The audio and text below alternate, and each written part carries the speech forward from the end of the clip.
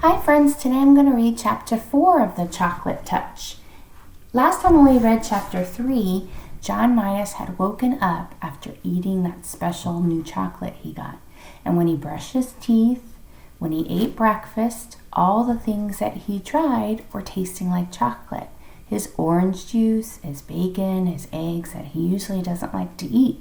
He was eating it up very quickly and happily because it tasted so delicious. I'm having a prediction in my head right now. I don't know about you, but I'm thinking that a lot of things, even at school, he's going to try are going to be chocolate. And maybe it's all going to be a little too much in the end, I'm wondering. Let's find out. Chapter 4. Remember, the teaser were some gloves. Okay. John had the bad habit of chewing things when he was thinking hard. This morning he had several things to think about. What had made the toothpaste taste like chocolate? What had made the orange juice taste like chocolate? What had made the bacon and egg taste like chocolate? What had made the toast and butter and marmalade taste like chocolate? Each one of these things had felt the way it had always felt before. The toothpaste had been soft and pasty. The bacon had been hot, crisp, and oily. The toast had been crunchy, and the marmalade sticky and lumpy. But everything had tasted like the chocolate he had eaten in bed last night. John put a gloved thumb in his mouth and thoughtfully chewed. Oh, the glove.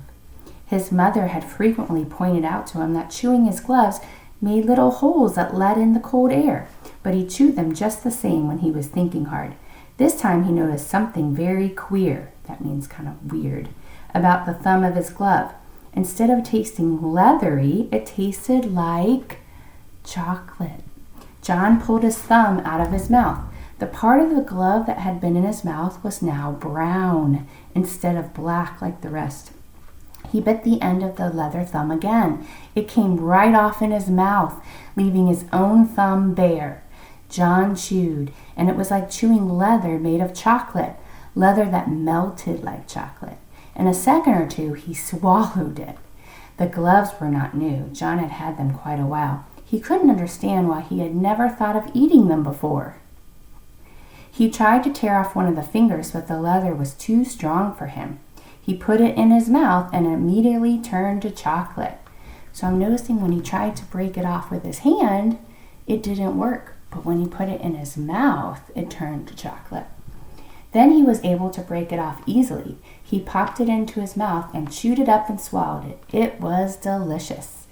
Walking along, devouring his glove, that means eating it all up, John did not notice one of his schoolfellows, Spider Wilson, until he heard his voice.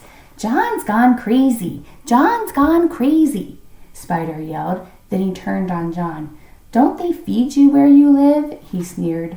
Spider was in the grade just above John and was one of the meanest and slyest boys in the whole school. John gulped down a large piece of the second glove's palm and looked pleased. "What's the matter?" Spider demanded. "Do you people make you eat leather? Do your people make you eat leather?" "This is special leather," John replied. He licked his lips and sighed. "It turns into chocolate as soon as you put it into your mouth. Look." John bit off the glove's little finger and took it in his mouth. "Now it's chocolate." He put it back into his mouth and gulped it down. "Give me a piece," Spider said. Here's a picture. "Why should I?" John wanted to know. "They're my gloves." "Hand over a piece," Spider said. "Do I eat your gloves?" John asked reasonably, his mouth full of chocolate. "Why should you eat mine?" "Those aren't real gloves," Spider said. "Whenever one person has candy, he has to share it with the others. That's the club rule." "What club?" John asked. "Never mind what club," Spider said, "but you better let me have some of that chocolate." Without waiting longer, Spider snatched what was left of the second glove. John was too surprised to resist, and he didn't want to anyhow. He had a feeling that he had enough chocolate for a while. He was getting a bit thirsty. Spider ran only a little way ahead. When he saw that John wasn't going to fight to get the glove back, he started to eat his prize. He stuffed the leather into his mouth and took a big bite. Oh, I have a prediction.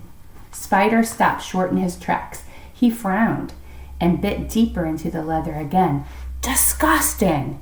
It tasted worse than just leather. It tasted like leather with which a boy had made mud pies and snowballs and patted old dogs. John thought perhaps he might be getting late for school, so he started running. He left Spider Wilson spitting the soggy remains of the glove into the gutter. Still giggling to himself about the defeat of the enemy, John walked between the great stone pillars at the entrance to the school grounds. He had gone no more than halfway to the main building when he heard Susan Buttercup calling him. She was standing near the jungle gym with some of her friends. "I've got something to show you, John," she shouted. As she came running to meet him, he could see that she was waving something in her hand that flashed as it caught the rays of the sun. It was a silver dollar. "It's my birthday present," she explained, showing him the dollar. "Isn't it beautiful?" The sight of such wealth made John forget the triumphs of his own day. "It's a good present," he said. "Are you sure it's made of silver, though? I once got a whole bag of gold coins in a Christmas stocking, only they were chocolate coins covered with gold paper." "Of course it's real, silly," Susan said. "My daddy said so. You can feel it in if you don't believe me." She handed him a coin. John looked at the coin suspiciously. He wasn't sure, I don't think. "All right," Susan said. "Bite it if you think it isn't real. Go on, bite it." Uh-oh. John felt rather silly. "I can see it's real now," he said. "I don't have to bite it." "But I want you to," Susan insisted. "You weren't sure? Well, make sure. That's what they always do on television. When a cowboy wants to make sure a dollar's real, he bites it." Uh-oh. I have a prediction. John put the dollar about halfway into his mouth and reluctantly, he didn't really want to, bite it. His teeth went right through the coin. The part that had passed between his lips was hard but sweet chocolate.